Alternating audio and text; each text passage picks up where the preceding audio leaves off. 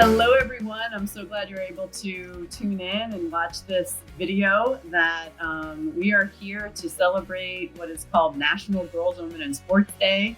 Really excited to be joined here, and I will introduce who I'll be talking with in a moment, but just wanted to give you a little background on National Girls, Women in Sports Day.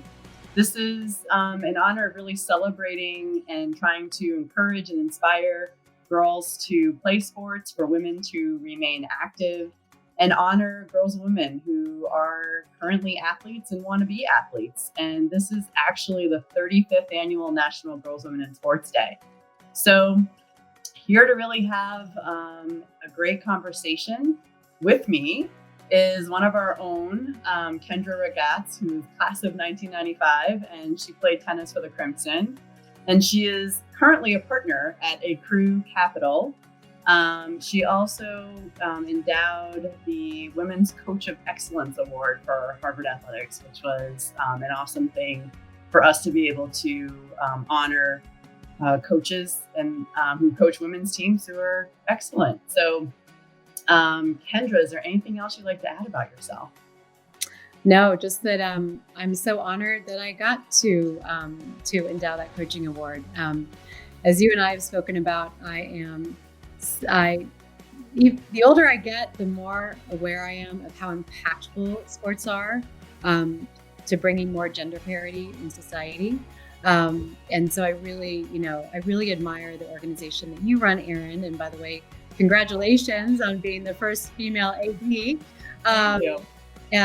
Just in terms of what a huge impact it has on university students. So I'm really grateful to have gotten to do that. Yeah, awesome. So, Kendra, you and I are about the same age. I think you may be a little bit younger than me, but I won't give that out. Why I bring that up even though is that we were essentially Title IX babies.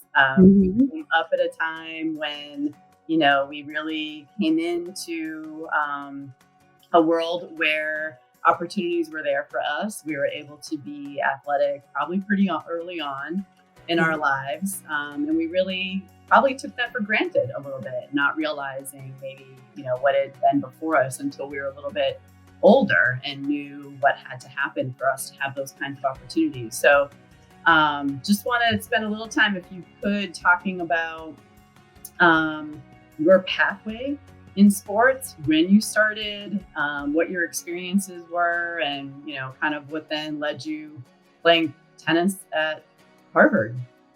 Sure. Well, you're right that there were so many more opportunities for us in sports. I would say it was a time of society, though, where I don't know that we had as many role models for women in other areas of society. So I started playing tennis when I was about 10, but my mom had me in sports really early. And, everything about sports was great, right? Learning how to compete, being part of a team, just lots of good, healthy fun. And, to your point, when you're on the playing field, when you're on the tennis court, you're not thinking of whether you are female or male or, what anyone's background is. You're just competing and playing your sport, building your teams. And so, I was so fortunate to come to Harvard. Best experience of my life, playing on a sports team there. Really appreciated how the university balanced both athletics and academics. And I would say it was by far the most formative part of my youth. Yeah, I agree. I remember being athletic from a very early stage. I think it's one of those things, as we know, you kind of naturally have that, at an early age, you're naturally inclined. I had an older brother, so that helped too, because I was definitely competitive and wanted to kind of do what he was doing. And he was definitely playing different sports. So, and, I remember there kind of was this almost chronological order to things. Actually, the very first sport I was involved with, although given my height at 5'10", certainly wasn't going to be my lifelong sport. But at 5, I started doing gymnastics. I think it's probably where a lot of people start. A lot of girls are probably, in gymnastics or some kind of dance maybe. And then I stopped doing gymnastics. I was probably already as tall as a normal gymnast when I left it at, probably 7 or something. I don't know. And then started playing more like organized sports. Had those opportunities in the whole youth sports world of playing softball, and then eventually basketball, and then once getting into more middle school, high school, being able to play field hockey and run track and field, and obviously continued on with basketball until I also played at the college level at Hofstra in basketball. So, and I think that was more common too when we were younger, of playing different sports and, having experiences of playing different sports in high school. So, and as you said, so many lessons along the way. So I want to kind of get into that a little bit. Where you would say as far as who you are and defining your character and the values that you hold dear. Where do you feel sports really intersected with those things, or maybe influence those things for you? What a good question. I mean, it's interesting. And I think it's interesting to reflect on this in the middle of a pandemic, where I think when we look at the pandemic, really one of the larger crises we're facing is actually a crisis in leadership. And so I really think about all the leadership skills that sports bring. So I look at my childhood and my two big inputs in terms of my values, what I thought about myself and how I thought about who I wanted to be. Really, of course, my parents, my family, but then also sports, right? So, to your point, you got to play lots of, different types of sports, but on that playing field, you knew how to be a great team member. You know that you are an honest competitor. You don't cheat. You try out different leaderships. I mean, not that you would know as a younger person that those are leadership styles, but what kind of communication styles work well with other people? How do you respond to different coaching styles? So all of those interpersonal dynamics that I think even in the classroom at a young age, you don't really get to hone. You get to hone on this sports field. So I am so incredibly grateful for all the lessons I learned. And I guess, one I forgot about is that you learn how to lose and learn that, you have multiple setbacks a week. And you learn that you just go back out and you set goals, or, you do extra practice. But, I just think sports are so pivotal. And there's a lot of data to really support how pivotal they are to women in particular. I'd love to hear about, what they meant for you. Yeah, well, I think, particularly on the character piece, and I'd just be curious a little bit, because I think with you really specializing in a sport like tennis, it's always said that sports build character, and that's certainly true. And what's also incredibly true is they reveal character, right? And so, as you said, you learn how to lose through this. You learn how to persevere and, kind of be resilient and pick yourself back up and get back on the court, in your case. In kind of my case, just a different court with basketball. But, I think in a sport like tennis, where it's truly so individual, unless you're playing doubles, of course, but typically in a singles kind of format, that, even at the professional level, you can see where some people handle that better than others. And, you have those, that persona that kind of comes out. And even at the college level, I'm always, taken by, if there's not an official on the court, the players are kind of making their own calls oftentimes. So just, curious, given your experience in that, just what those lessons were like for you, and if there were coaches maybe along the way that also, were influential on you of really enforcing how important it was to be of high character and ethical on the court. Yeah, well, I certainly have to give a shout out to Gordon Graham, who was my coach at Harvard, where ethics were always top of mind. And tennis is a sport where there can be creative line calls, in key moments. And I really appreciated that never happened at Harvard. And I have to say, I was lucky enough to get to go out and watch one of the Harvard matches a couple of years ago.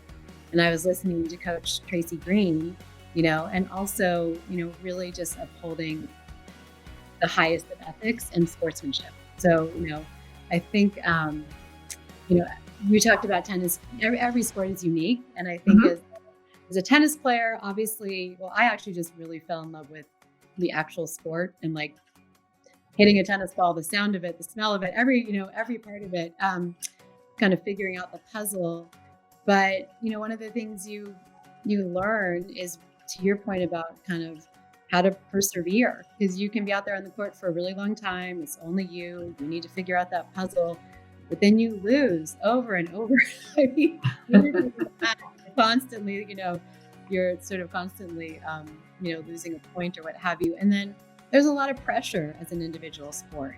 And I think one of the greatest things that it gave me from whatever character perspective is that, it teaches you how to make that fun. Whether you're an adult and you're in a high pressure situation, you know how to bring some levity to it, some perspective to it.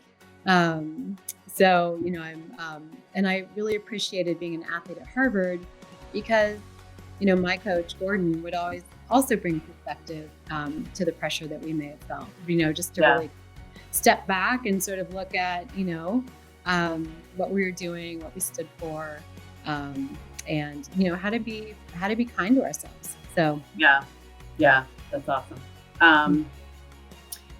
I think this is also said, and you kind of alluded to it in an individual sport more. And the only individual sport I really did was track and field in high school, and so grateful I had that experience, honestly, especially in what I do now. I feel like it gives me some context, a better understanding of the student athletes that, have those experiences. And what I think I came out of that experience for myself, really having such a profound respect for those who do sports like that, is how self-motivating, you need to be.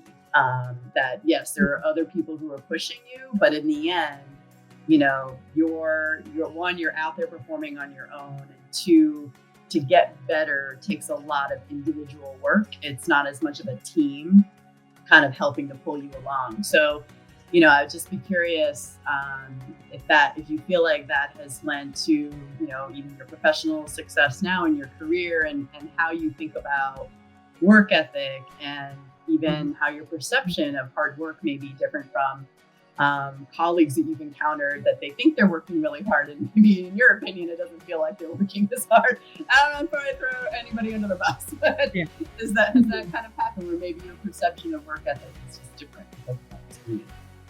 For sure. And I notice all of my friends who are athletes.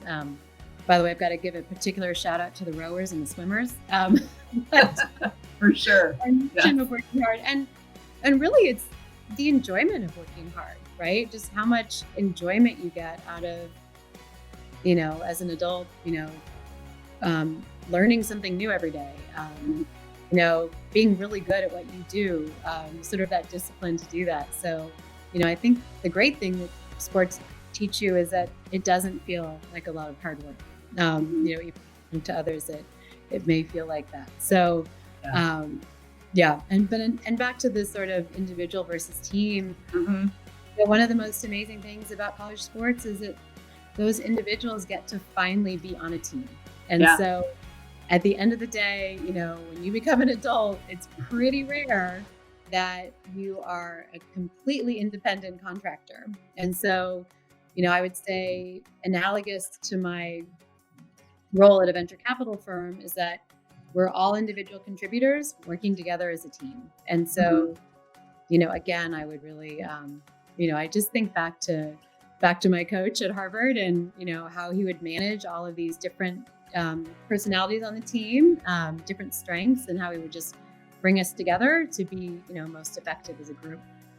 Yeah, I've actually always admired that about tennis coaches at the college level, that they really have to take student athletes who have, for the most part, not really had to be part of that dynamic at a high level, and maybe have been really focused on their own play, and then bring that together at an older age. It's not like your, children who are maybe have a interest in doing something together. It's a stage where you're pretty set kind of in probably who you are as a player and what your style is and how you approach the game, and trying to actually bring that together for the better of the team. I've always, kind of observed that with fascination. So it's interesting you brought that up. And I guess, I would add, as you talked about one of your coaches, one of the coaches that's always stood out to me was actually my 7th grade basketball coach. His name's Jerry Babineau, so I'll call him out in case he's in on this.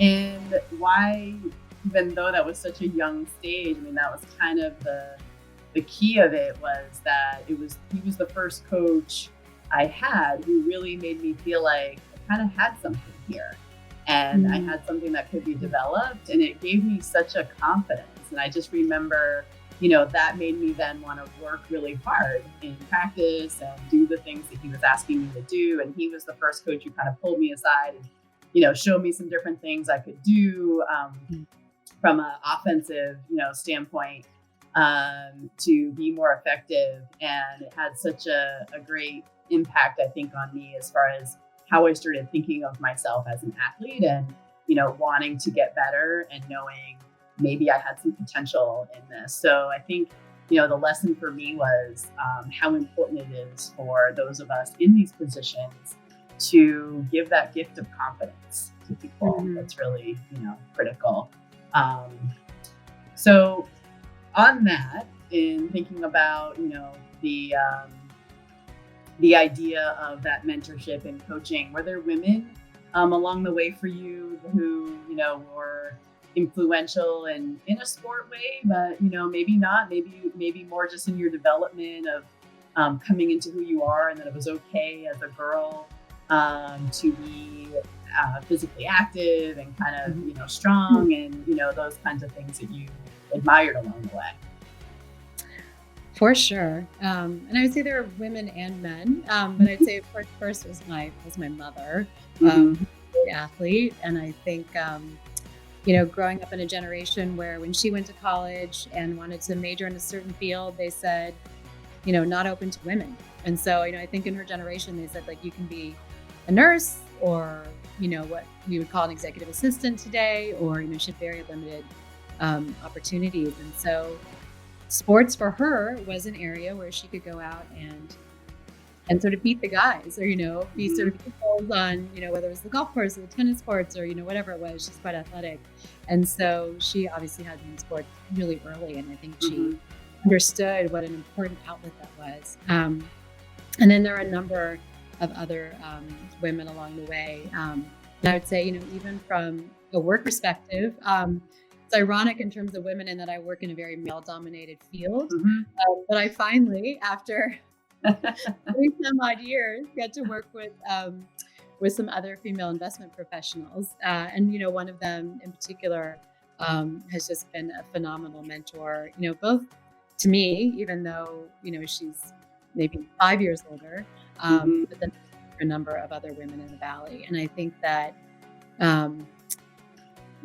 it's so important for women to promote the success of our younger generations, and to do that in all sorts of ways, right? With time, with resources, because it really does take a village. And I think women's networks are a little less mature in terms of just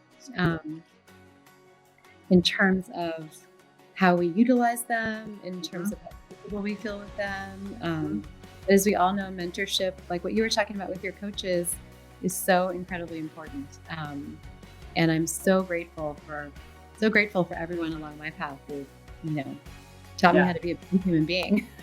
Yeah, exactly. Working on it. I'm still working on it. It's a good thing. I exactly the same. I would say, first of all, certainly have had both men and women who I have, I'm very grateful, took an interest in me, mentored me, helped me along the way for sure. I also echo that definitely the first woman who was kind of a great role model for me was my mom. She was not really an athlete younger. She just didn't have those opportunities. She kind of jokes that although I think she was probably a good one, she was a cheerleader because that was kind of the only thing that she could do in high school. That was like that. She now, she plays some golf and she does some things now, and she's always been pretty active. But it was more her strength and her really just, as you were saying about your mom being so supportive of me doing this, of not making me feel like this was more for my brother and not for me, or she just never questioned my involvement. My father either, for sure. I mean, they both were very supportive. And then interestingly, I guess a little different from you, choosing this professional career path that also I'd say is more male dominated. Every step along the way certainly had lots of men, as I said, who helped me. But there was always one woman. Like there was always one woman who was really an influence for me. Someone I could observe from my college days at Hofstra. There was a woman in the athletic department, Cindy Lewis, there, who was kind of my first model of like, okay, I could maybe go into something like this. I could maybe pursue this as a path. And then everywhere I worked, from the internship I had to my first job at Columbia to then going to Princeton and on to Chicago, there was always one woman who was there before me who had been there longer, had a bit more experience behind them, who was always really helped me. And even if it was just understanding that place better, which was really important in that context of being on a campus. So anyway, I guess similar in some differences, but I think the key is kind of finding those people, and that that men and women, we need them both. We all need them both, right? Well, it's interesting. From that perspective, I think finding them and then making sure that you reach out and you're that person for someone else. I have to give a shout out to one of my best friends named Deirdre Canane. And when I was an associate working at a growth equity firm in Boston, she was one of the first female partners at a law firm there. We were in a meeting, and after the meeting was over, she sort of reaches across the table. And back in the days when you had like an old-fashioned phone call versus, all Zoom or email, right. She said, "Why don't you give me a call? I'd like to just have a quick conversation with you." And so I thought that maybe I'd done something remarkably wrong. So I follow up and I call her, and she said, I'd like to spend 2 hours with you, maybe 2 or 3 hours with you. And I am going to teach you absolutely everything you know from a legal perspective that's going to make you the smartest person in the room in your age and maybe 10 years older. And I'm going to make sure that you rock every single one of those meetings. And so wow, that's amazing. For weekend time, she was, she still really advances the careers of so many young women. She took her weekend time. I sort of blew away my sort of, bosses, and I had this knowledge of like how to negotiate a horse trade on a term sheet that was far beyond my years. And I've always, wanted to give back to others what, she gave to me. And I just, I'm really grateful for her. She was such a, speaking of a great, thinking of a great role model, just how proactive she was and what a huge impact she had. That's amazing. Yeah, that's great. In this kind of realm of, I guess what National Girls, Women in Sports Day is supposed to be encouraging is not just to kind of participate in sports, but it's to remain active. So not to put you on the spot, but you still get out on the courts, or how do you still engage? I mean, that's the great thing about tennis is it is kind of a sport you're supposed to be able to play for life, right? It's a lifelong sport. So different really from basketball. Not maybe, I don't know that I'd recommend it being a lifelong sport. Some people do it, but maybe harder on your body. I do, and I love it. I have I get to play with former college players, and this week I played with someone who is 79 years old. So it's I played with someone this week who's 16 years old. So it's it's a great pandemic sport because you can actually safely do it outside. But still love the sport. And, beyond all of the character building, traits of being an athlete and getting involved in sports early, it's obviously, great for your health and your mental Yeah. well-being. And I will tell you that, having all of us spent, quite a bit of time in our homes in the last 9 months, being able to be athletic and active, I think we all realized how important that is for our mental well-being. I mean, there's a ton of studies about, just the vast amount of well-being that athletics gives to us, particularly psychologically and emotionally. Yeah, absolutely. I just saw one the other day that was talking about brain health and how the best thing you can do is give your body some physical exercise, and whether it's a little bit every day or at least on a regular basis. But yeah, I think between mental health and our long-term thinking, cognitive abilities to heart health is just really critically important for women. That tends to be one of the most deadliest, things for women. So it's vitally important. And I did continue playing basketball for a while after college, but I'd have to say I never really announced a retirement. Essentially, I guess quasi-retired.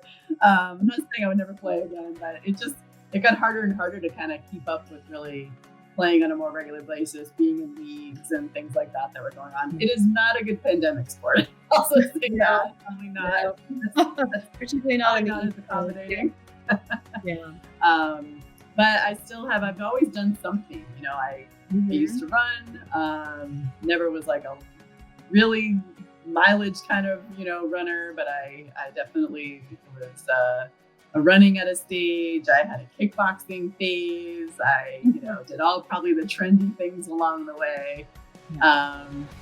And what I've kind of settled in mostly now is I'm a pretty avid practitioner of yoga, and that's really been my main activity. Yeah, which is great for mental health and physical health for sure. Yeah, for sure. Yeah, it took me a while to convert. I was little friends of mine that were into it. I just felt like it wasn't for me. It wasn't competitive enough. It wasn't physical enough. And then once I did it, I thought, all right, there's a lot to this.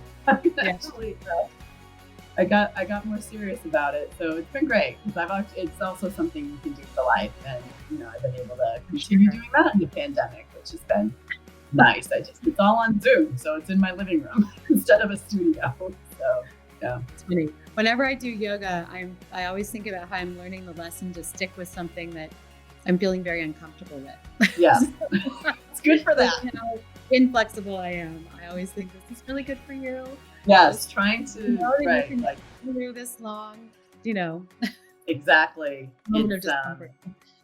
Trying not to have struggle in those moments of discomfort. Yes, it's a great learning tool for many things in life for sure. All right. Well, to kind of wrap us up, I think I would just like to get your sense. We are almost 50 years after the passage of Title IX, and there's still a lot of discussion about opportunities for girls and women. I would say opportunities for girls to continue participating, and how so taking a measure of how you think we're doing there, and opportunities for women in leadership positions when it comes to sports, and how you think we might be doing there. So just kind of getting your thoughts on where you think we are almost 50 years later. Yeah. Well, I'm excited to speak to a leader in sports to answer that question, which is great. I mean, obviously we've come a long way, right? It's which is fantastic. I think the numbers are something like it was 94 or 95% of women in the C-suite played sports. And 50% of that 94 or 95% played at the university level. So there's obviously something incredibly important about participating in sports and being in leadership positions. And I think we would all agree that there needs to be more diverse voices in leadership positions across the sector. So, there's a ton of data around. They looked at statewide data And girls' participation in sports had an incredibly positive impact on participation of women in the labor force, and in particularly much higher percentages of women in what were traditionally male-dominated, high-skill, high-wage industries. So the common theme has been sports. It's actually not been sort of where you've been in college or, what you've studied, but it's really been athletics. And so obviously there's something really deeply important about athletics and leadership for women. But there's a lot more we need to do, right? So I really applaud your program, and just the, vast number of teams that you support. And I know that as an athlete there, I never felt like a women's team was treated any differently than a men's team. I would love to encourage more female alums, which I know they have been doing an incredible job of doing, but of reaching back into those programs, and really getting involved and really supporting the current female athletes. But a long way to go still, but a really great start. So yeah, no, agreed, and very well said, and appreciate your congratulations with me, and that you're happy to be here with me. But I'll just say quickly that I think it's as you were saying about women in the C-suite, and connecting in my profession anyway, to connect back to Title IX. I don't think it's any coincidence that there are more women being hired into athletic director positions now that we are almost 3 years into Title IX, and women my age and yours that had those experiences growing up, that there's more of us that have come through the system. And that was kind of the idea, is that we would be better positioned to go out in the world and do whatever we wanted, including both of our career paths. So certainly very grateful for the women who came before us and who kind of made the way and standing on their shoulders. And there's still work to be done for sure, but it's so encouraging to see more women who are in leadership positions across the spectrum, and to lead a department, as you said, of so many opportunities for men and women, but being very vigilant around those opportunities being very equal for the women that are part of them. So I'm so glad to hear about your experiences at Harvard, and that was true for you, which is great. That was, before we are here now. But Kendra, thanks so much for spending this time with me to honor National Girls Women's Sports Day. Hopefully we can see you on our campus sometime soon. Maybe next year to tennis match. That would be awesome. So it'd be great to have you come and visit with us. Oh, thanks. Well, again, thank you for all you do, and and you're a role model for lots of folks too. So so just thanks. Thank you for that, and thank you everyone for tuning in. Go Crimson.